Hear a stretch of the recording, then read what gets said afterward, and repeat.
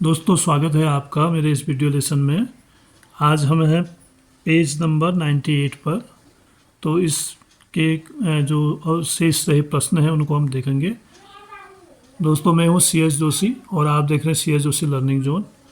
तो आज के वीडियो लेसन में हम देखते हैं प्रश्न नंबर 8।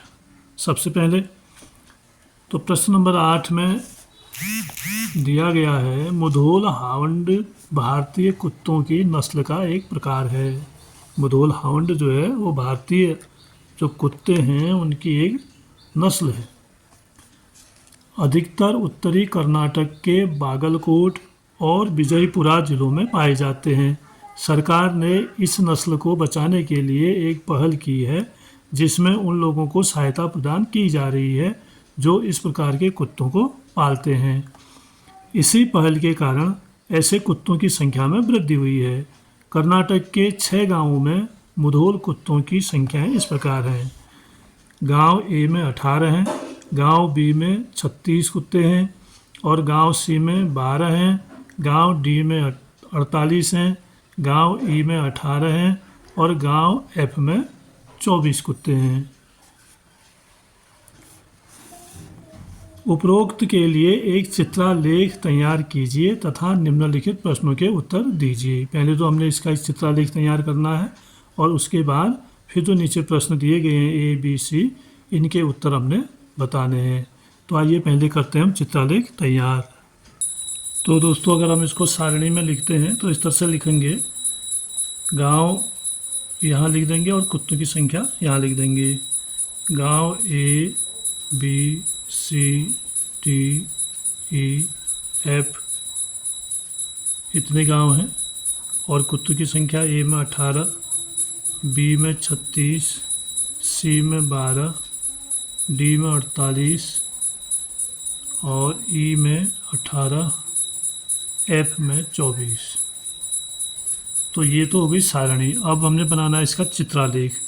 तो चित्रालेख बनाने के लिए हमें क्या करना होगा, इसको पैमाने पर रखना होगा क्योंकि इसकी संख्या बहुत अधिक है 48 और 36। तो इतना हम एक इकाई बराबर एक कुत्ता करेंगे तो हमें बहुत सारा स्थान चाहिए और काम भी बहुत बढ़ जाएगा। तो इसके लिए हम एक पैमाना रखेंगे। अब पैमाना इस तरह का रखेंगे कि जो एक इकाई बराबर पूरा इसको विभाजित कर दे। जैसे 18, 36, 12, 48, 18 और 24 ये सारी संख्याएं जो हैं वो 6 से भाग जाने वाली हैं। तो हम अगर एक इकाई बराबर 6 कुत्ते रखेंगे तो हमें बहुत सारी सुविधा इसमें हो जाएगी। तो हम यहाँ पैमाना लिख देते हैं। पैमाना होगा इसका एक इकाई बराबर 6 मुधोल कुत्ते।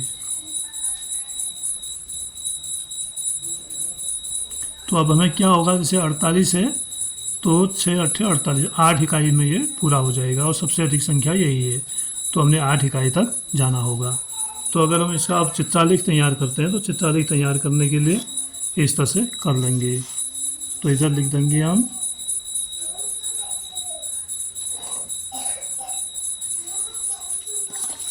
इस साइड को आ जाएंगे गांव के नाम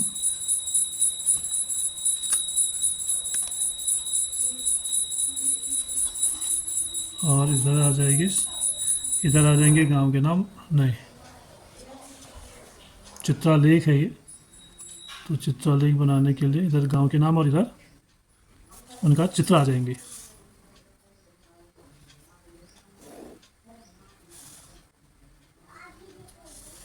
निशान लगा लेंगे 1-1 सेंटीमीटर के, 1-1 इकाई के। 1 2 3 5 6 7 8 9 और 10 यहाँ पर हो जा रहा है। 9 यहाँ और 10 यहाँ हो जा रहा है। चित्रालेख है चूँकि हमें चित्र बनाने होंगे तो इस तरह से हमने चित्रालेख तैयार करना होगा।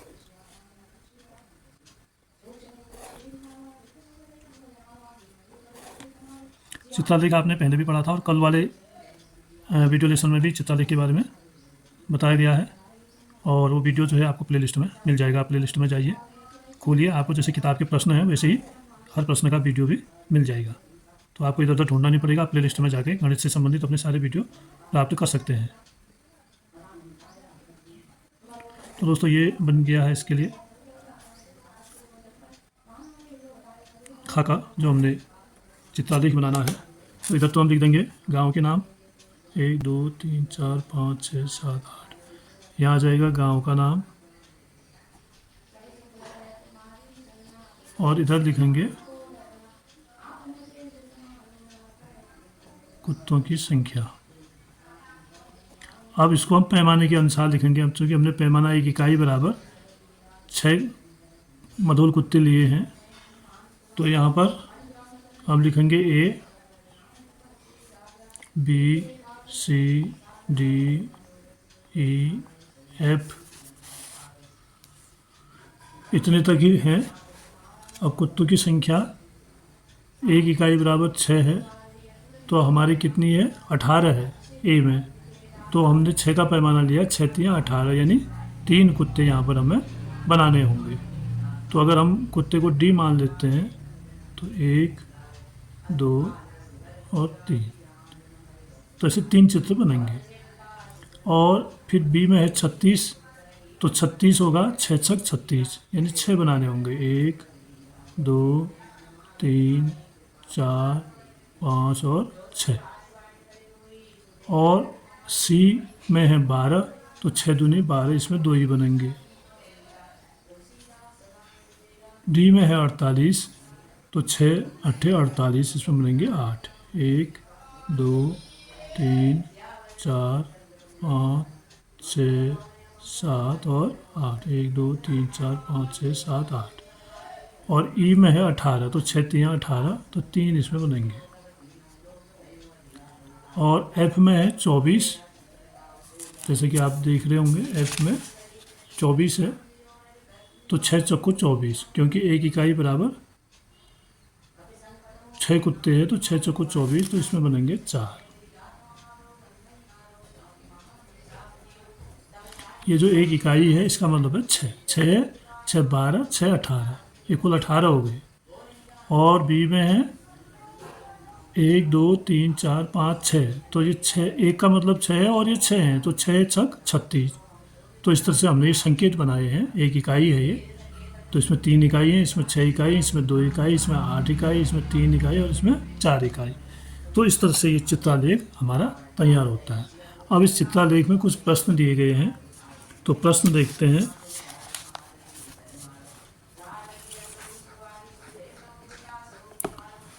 तो प्रश्न में कह रहा है इस चित्रालेख को बनाने के लिए कौन सा पैमाना या कुंजी उपयुक्त रहेगा। तो पहले प्रश्न का उत्तर तो ये हो गया। कौन सा पैमाना उपयुक्त रहेगा? प्रश्न नंबर है ए, इसका उत्तर होगा, पैमाने के लिए पूछ रहा है कौन सा पैमाना उपयुक्त रहेगा कह रहा है, तो हम लिखेंगे 1 इकाई बराबर 6 का पैमाना उपयुक्त रहेगा, क्योंकि सभी संख्याएं 6 से विभाजित होने वाली हैं।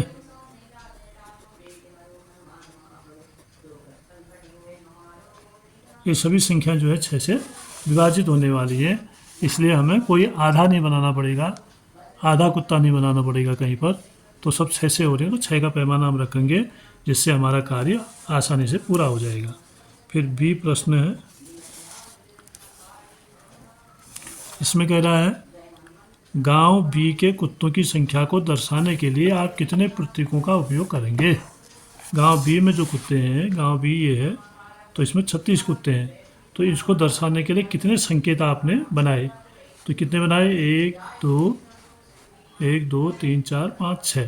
तो इसका उत्तर होगा गांव बी के कुत्तों की संख्या दर्शाने के लिए 6 संकेतों का प्रयोग करेंगे।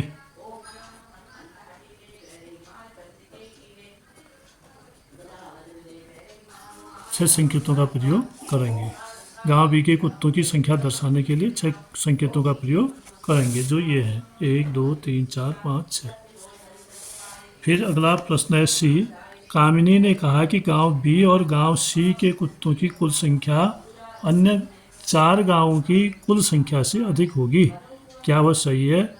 अपने उत्तर का कारण दीजिए। कामिनी का कहना है कि गांव बी और डी के कुत्तों की कुल संख्या अन्य 4 गांवों की संख्या से अधिक होगी। और बी में कितने कुत्ते हैं हम इसको देखेंगे।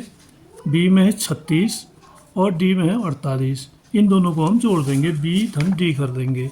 बी धन डी, सॉरी बी धन डी। तो बी में है 36 कुत्ते और डी में है 48 कुत्ते। इन दोनों को जोड़ दिया, 8 से 14 और हासिल 1 4 3 7 का 8, कुल हो गए 84 कुत्ते।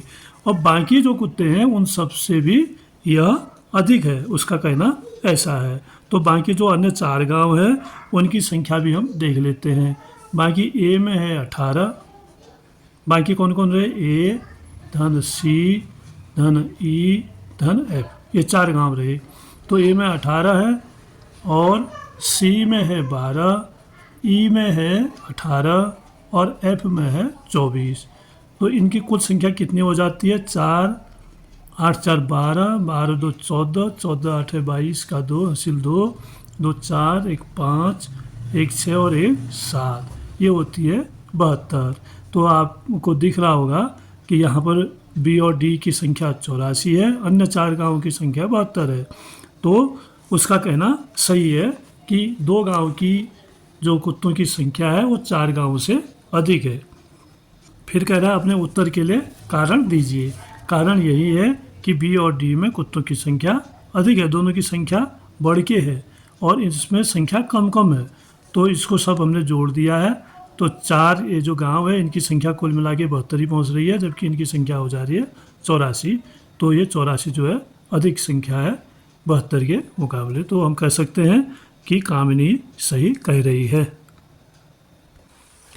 अब हम आते हैं अगले प्रश्न में। ये 120 विद्यार्थियों का यह ज्ञात करने के लिए एक सर्वेक्षण किया गया कि अपने खाली समय में वे कौन सा क्रियाकलाप करना पसंद करते हैं। मतलब उस विद्यालय में 120 बच्चे हैं और ये बच्चे अपने खाली समय में क्या करते हैं, क्या क्रियाकलाप करते हैं, यह पता करने के लिए एक सर्वेक्षण किया गया है। तो उससे पता चला सर्वेक्षण से पसंदीदा क्रियाकलाप और विद्यार्थियों की संख्या। तो खेलना कितने बच्चे पसंद करते हैं? 45।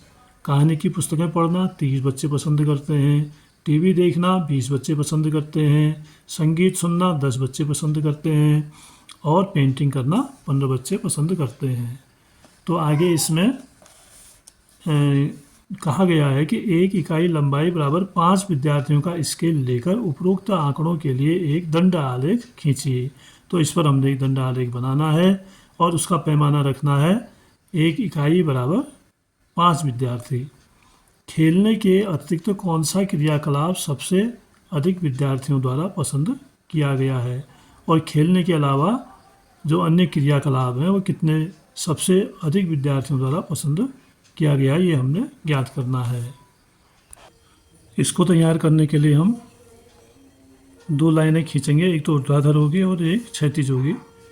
तो ऊर्ध्वाधर वाले में हम लिखेंगे विद्यार्थियों की संख्या और क्षैतिज वाले में लिखेंगे पसंदीदा क्रियाकलाप, कौन से क्रियाकलाप वो करते हैं, जैसे खेलना है, टीवी देखना, संगीत सुनना, पेंटिंग करना आदि। और ये जो निशान बना रखे हैं इसमें एक में बनाना है और एक को छोड़ना है, फिर इसको बनाना है, इसमें छोड़ना है। तो इस तरह से हम उसमें दंड आरेख बनाएंगे। और यहाँ पर 1 इकाई बराबर 5 विद्यार्थी है, ये पैमाना हमें दिया गया है। 1 इकाई लंबाई बराबर 5 विद्यार्थी, ये पैमाना हमें पहले से दिया हुआ है, इसको हम लिख देंगे 1 इकाई विद्यार्थी बराबर 5 विद्यार्थी। 1 इकाई लंबाई यहाँ पर होना चाहिए, इसको लंबाई माने 1 इकाई लंबाई बराबर 5 विद्यार्थी हमने इसको माना है। तो यहाँ पर 5-5 का पैमाना हम बनाएंगे। जैसे यहाँ 0 है तो इसको 5 लिखेंगे, इसको 10, 15, 20, 25, 30, 35, 40, 45 और 50, क्योंकि सर्वाधिक बड़ी संख्या इसमें 45 है, उसी हिसाब से हम इसको लिखेंगे। और यहाँ पर हम दंड आरेख बनाएंगे। सबसे पहले खेलना, तो खेलना को हम इसमें बनाएंगे, एक लाइन छोड़ेंगे, बीच में दंड आरेख बनेगा। तो खेलना है 45 बच्चे खेलना पसंद कर रहे हैं, तो 45 है यहाँ पर, तो इसकी सीट तक हमने इसको दंड आरेख को बनाना है।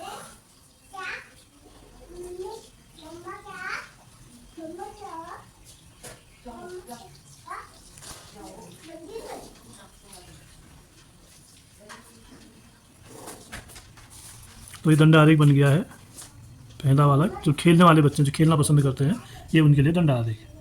इसके बाद है कहानी की पुस्तकें पढ़ना। कहानी की पुस्तक 30 बच्चे पसंद कर रहे हैं, कहानी की पुस्तक पढ़ना। सारणी आपको दिखेगी, कहानी की पुस्तक पढ़ना 30 बच्चे पसंद कर रहे हैं, तो इसके लिए हम 30 तक की लंबाई तक इसको लेंगे। तो 30 हो रहा है, यहाँ पे आप देख सकते हैं, ये है 30 की संख्या। तो इस सीट तक हमने कहानी पढ़ने वालों के लिए दंड आरेख बनाना होगा। अब इसमें हमें ध्यान रखना होगा, इसको छोड़ना होगा और इसके बीच में वो दंड आरेख बनेगा 30।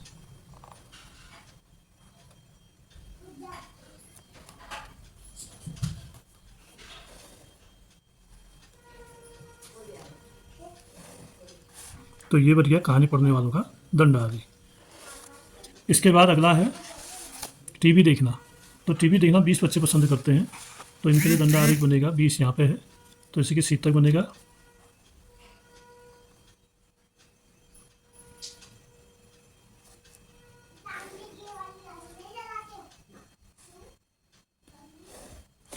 ये हो गया टीवी देखने वाले बच्चों की संख्या, उनका दंड आरेख। और फिर है संगीत सुनना। 10 बच्चे पसंद करते हैं संगीत सुनना, 10 बच्चे। 10 का मतलब 5 दूनी 10, 2 सेंटीमीटर का निशान हमने यहाँ पर बनाना होगा, यानी 10 के निशान तक। ये कहानी सुनने वाले बच्चों का दंड आरेख बना। और अंतिम है पेंटिंग करना। 15 बच्चे पसंद करते हैं, तो 15 यहाँ पर है, इसकी सीट तक बनेगा।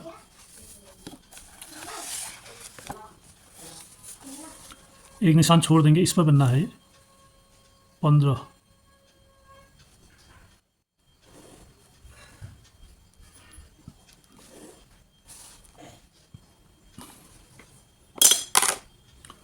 तो इस तरह से हमारा दंड आरेख तैयार हो गया। और इसमें फिर बाकी अन्य कुछ पूछा नहीं गया है, केवल दंड आरेख बनाने को कहा गया है और इस पैमाने के साथ बनाने को कहा गया है। 1 इकाई लंबाई बराबर 5 विद्यार्थी के लिए, तो हमने वो तैयार कर दिया है। तो और यहाँ पर हमने लिखना है, अभी क्या लिखना है, जो पसंदीदा क्रियाकलाप है इसमें लिख देंगे खेलना, खेलने वालों का है। और ये वाला दंड आरेख है कहानी की पुस्तकें पढ़ना, कहानी पढ़ना। और ये दंड आरेख है टीवी देखना।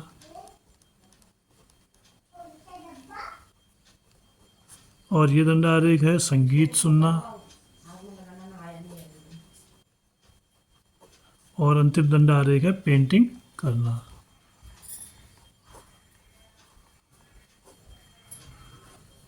तो इस तरह से अब हमारा ये दंड आरेख पूरा हो गया। हम एक नज़र में समझ सकते हैं कि सबसे अधिक संख्या किसकी है, खेलने वालों की, जो खेलना पसंद करते हैं।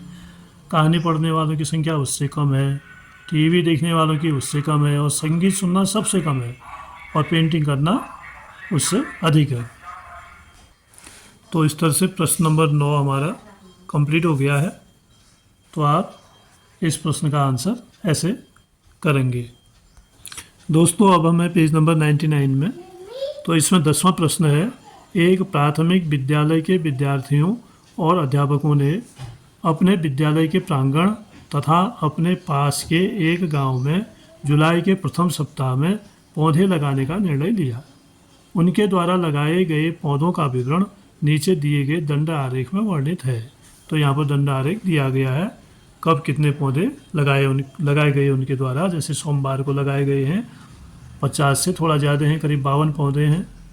मंगलवार को 40 पौधे हैं, बुधवार को 30 पौधे हैं, बृहस्पति के दिन उन्होंने लगाए 40 पौधे, शुक्र को लगाए 50 पौधे, शनि को लगाए 60 पौधे और रविवार को लगाए गए हैं 40 पौधे। तो ये जो इकाई लंबाई है ये दिखा रहा है हमें, और यहाँ पर लिखा गया है लगाए गए पौधों की संख्या। ये संख्या लिखी गई है इधर, और इधर दिन लिखे गए हैं, दिन। तो अब इसमें कुछ प्रश्न हैं। ये प्रश्न है, बुधवार और बृहस्पतिवार को लगाए गए पौधों की कुल संख्या है। तो दोनों दिन कितने पौधे लगाए हैं वो हम क्या करेंगे, बुधवार और बृहस्पतिवार के पौधों को जोड़ देंगे। तो आप देखो दंड आरेख देख के इसको कर सकते हैं आसानी से। ये है बुध का दंड आरेख, बुधवार को ये लगाया गया है, 30 पौधे लगाए गए हैं। तो हम लिखेंगे बुधवार लगाए 30 पौधे और बृहस्पतिवार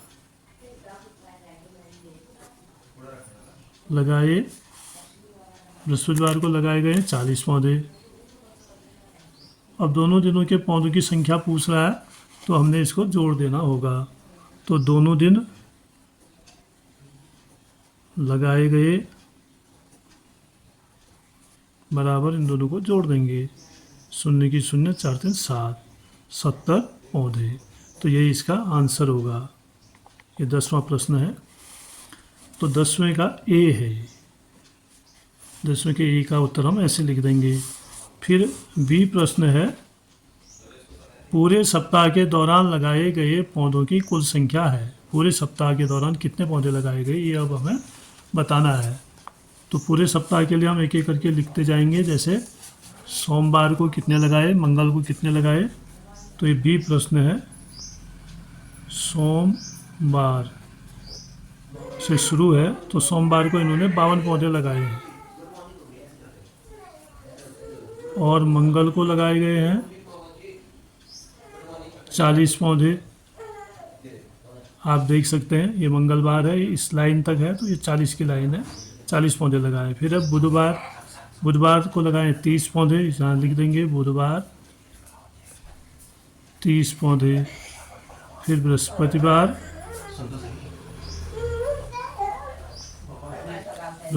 को लगाए गए हैं 40 पौधे, और शुक्रवार को लगाए गए हैं 50 पौधे। शनिवार को लगाए गए हैं 60 पौधे, और रविवार को लगाए गए हैं 40 पौधे। अब ये सप्ताह पूरा हो गया तो लिखेंगे सप्ताह भर में लगाए गए हैं, लगाए गए बराबर, इसको जोड़ देते हैं। जोड़ के इधर इकाई में 2 एक ही जगह है, और 6 4 10, 10 5 15, 4 19, 3 22, 4 26 और 5 31, 312 पौधे इसका उत्तर होगा। बी प्रश्न का उत्तर, यानी पूरे हफ्ते में लगाए गए हैं 312 पौधे। अब इसके बाद सी प्रश्न है, अधिकतम संख्या में पौधे को लगाए गए तथा न्यूनतम संख्या में पौधे को लगाए गए किस दिन लगाए गए, ये मतलब है। तो सर्वाधिक पौधे लगाए गए शनिवार को। तो लिखेंगे सी में अधिकतम संख्या में पौधे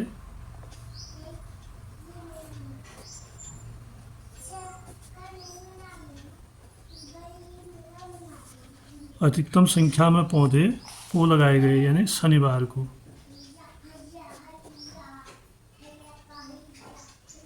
लगाए गए। फिर न्यूनतम संख्या में पौधे को लगाए गए,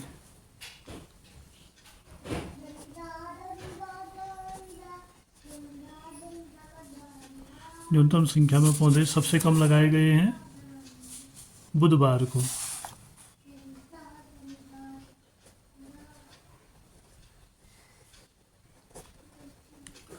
बुधवार को लगाए गए हैं। तो सी भी हो गया। फिर कह रहा है आपके अनुसार इस स्थिति का क्या कारण हो सकता है? सप्ताह के कुछ दिन विशेष दिनों में अधिक पौधे लगाए गए तथा अन्य दिनों में कम पौधे लगाए गए। क्या आप इसके संभावित कारणों या उनके स्पष्टीकरण के विषय में कुछ सोच सकते हैं? आप किस प्रकार यह प्रयास करेंगे और पता लगाएंगे कि आपके स्पष्टीकरण सही हैं? तो यानी किसी दिन बहुत कम पौधे लगाए गए हैं, किसी दिन ज़्यादा लगाए गए हैं, इसका क्या कारण हो सकता है, ये पूछा गया है। तो अब यहाँ पर हम देख रहे हैं शनिवार को बच्चों का इस तरह का प्रोग्राम स्कूल में रखा गया होगा, जैसे बाल सभा होती है या कोई अन्य सामाजिक कार्य करना होता है, कोई प्रोजेक्ट कार्य करना होता है, तो उस दिन उन्होंने वृक्षारोपण का कार्यक्रम रखा होगा। और हो सकता है उस दिन मौसम भी अच्छा हो, बारिश हो रही हो खूब, तो उसमें पौधे जल्दी पनपते हैं, इसलिए उन्होंने शनिवार को अधिक पौधे लगाए हों। और अन्य दिनों कम लगाने का कारण ये हो सकता है कि अन्य दिनों दूसरे विद्यालयी कार्य हों, विद्यालयी प्रोजेक्ट हों और दूसरे कार्य हो रहे हों विद्यालय में, तो अन्य दिनों में कम पौधे लगाए गए, तो ये कारण हो सकता है। अब है 11वां प्रश्न। भारत में बाघों की संख्या 1900 से 1970 के बीच काफ़ी कम हो गई। भारत में बाघों के बचाव के लिए 1973 में प्रोजेक्ट टाइगर प्रारंभ किया गया। 2006 से प्रारंभ करते हुए भारत में बाघों की यथार्थ संख्याएं ज्ञात होना प्रारंभ हो गया। सगुप्ता और दिव्या ने भारत में 2006 से 2022 के बीच बाघों की संख्याओं के विषय में उपलब्ध सूचनाओं की जानकारी प्राप्त की। सूचनाओं को प्रत्येक 4 वर्ष के अंतराल के बाद अंकित किया। उन्होंने इन आंकड़ों के लिए एक बारंबारता वितरण सारणी बनाई तथा इन आंकड़ों को प्रस्तुत करने के लिए एक दंड आलेख बनाया, परंतु इस दंड आलेख में कुछ गलतियाँ हो गई हैं। क्या आप इन गलतियों का पता लगा सकते हैं तथा इन्हें ठीक कर सकते हैं? तो ये प्रश्न आपसे पूछा गया है, आपने दंड आलेख देखना है और बताना है कि गलती कहाँ हुई है। तो ये है बारंबारता सारणी, जैसा कि आप देख रहे हैं वर्ष इधर लिखे गए हैं और बाघों की संख्या यहाँ दी गई है। 2006 में 1400, 2010 में 1700, 2014 में 2200, 2018 में 3000 और 2022 में 3700 ऐसी बाघों की संख्या है। अब उन्होंने इसके लिए ये दंड आलेख बनाया है, लेकिन इस दंड आलेख में कुछ गलतियाँ हैं, ऐसा कहा जा रहा है। तो अब यहाँ पर हम देखेंगे 2006 में 1400 बाघ हैं, क्या ये सही बना है दंड आलेख, ये हमने देखना है। तो 2006 यहाँ है और इधर है 1000, 1 इकाई लंबाई ये है, ये 2 इकाई, 3 इकाई, 4 इकाई, तो 1 इकाई बराबर लिया गया है 1000 बाघ, यानी हर इकाई में 1000, 2000, 3000, 4000 ऐसे लिखा गया है। तो इसका मतलब है 1 इकाई बराबर 1000 बाघ। तो हमने यहाँ पर दिखाने थे 1400, जैसा कि आप इधर देख रहे हैं सारणी में कितने बाघ हैं, 1400 हैं। और 1400 कहाँ तक आना चाहिए था, ये 1000 से भी छोटा है, जबकि ये 1400 होगा तो 500 इसके ठीक बीच में होगा और 1400 उससे भी पहले होगा, तो इसको करीब यहाँ तक आना चाहिए था। चलो हम इसको कॉपी में करते हैं।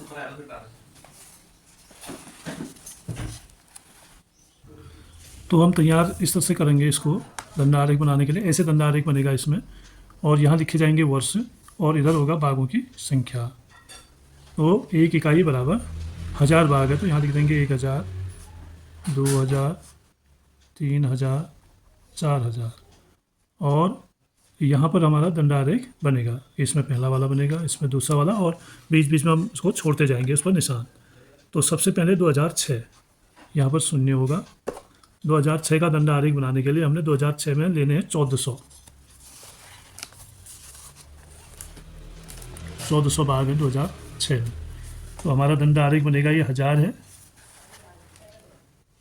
ये 1000 है और ये 2000 है। इसके बीच में ठीक बीच में आएगा 1500, तो 1400 है तो वो इससे भी कम होगा, करीब यहाँ तक आएगा। तो इस सीट तक हम बनाएंगे।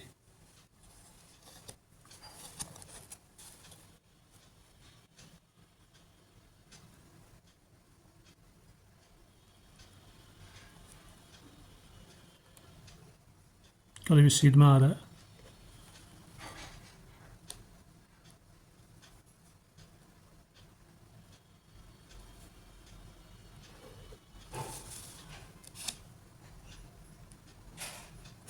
इस तरह का दंड आलेख बनना चाहिए था।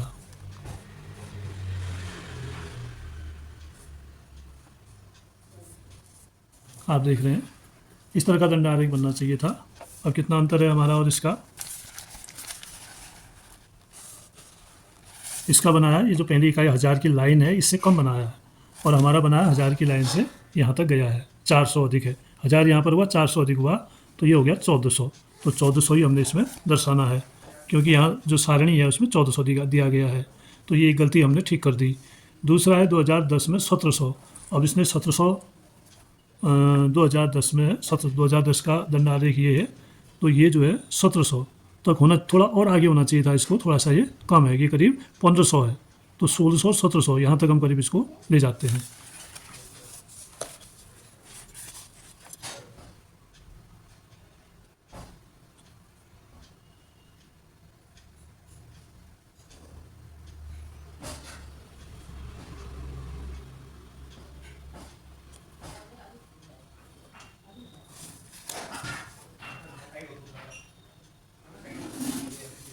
तो यहाँ पर आएगा 1700, तो दंड आरेख हमारा यहाँ तक जाएगा।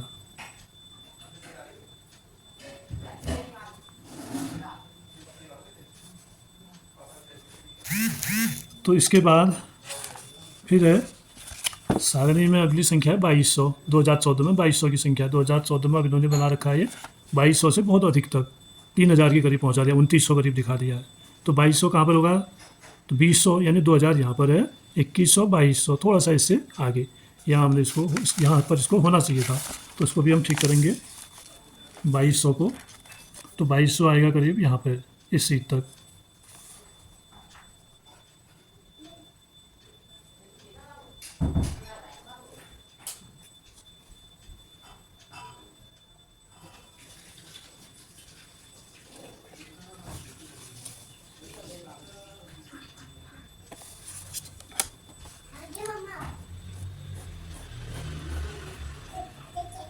तो इस दंड आरेख को ऐसे बनना चाहिए था, 2200 यहाँ पर आएगा,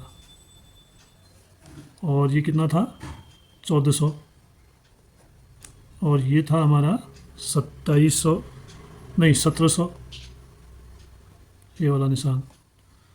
अब उसके बाद है 2018 में 3000, 2018 में है 3000, 2018 में 3000 से ज़्यादा दिया है इन्होंने, ये देखिए, नहीं 3000 से कम है, यहाँ तक होना चाहिए था दंड आरेख को।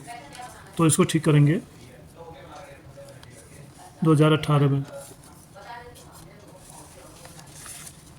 ठीक 3000, यानी 3000 यहाँ पर है, ठीक इस लाइन तक ये दंड आरेख आएगा।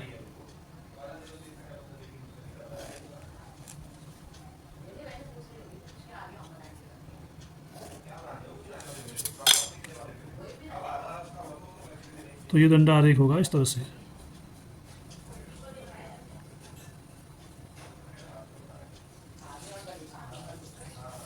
ये ठीक यहाँ पर 3000 है, और अंतिम जो है इसमें 3700 का है, 2022 में 3700।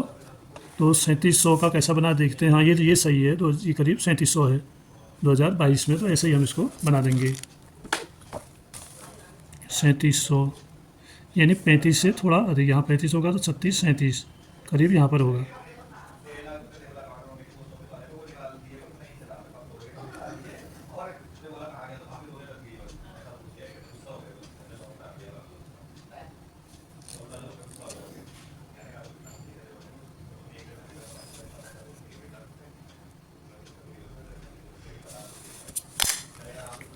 तो ये दंड आरेख इस तरह से तैयार होगा, ये सही है लास्ट वाला।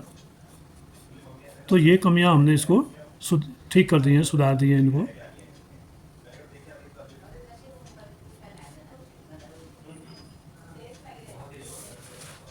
तो अब आप इसका दंड आरेख और हमारा दंड आरेख दीजिए। इसमें ये है किताब का दंड आरेख और ये है हमारा दंड आरेख। तो इसमें सारी गलतियां सही कर दी गई है। आप भी इसको ऐसे ही पैमाना लेते हुए देखते हुए इसको तैयार कर सकते हैं। तो दोस्तों आज का वीडियो लेसन यहीं पर समाप्त होता है। आपको धन्यवाद, आप वीडियो में बने रहिए और आप चैनल को सब्सक्राइब अवश्य करिएगा और वीडियो को लाइक करिएगा और अपने दोस्तों में शेयर भी करिएगा। और अगले वीडियो में हम देखेंगे 4.5 कलात्मक और सौंदर्यात्मक विचार। तो इस पर अगली वीडियो होगी, तो आप वीडियो में बने रहें। धन्यवाद।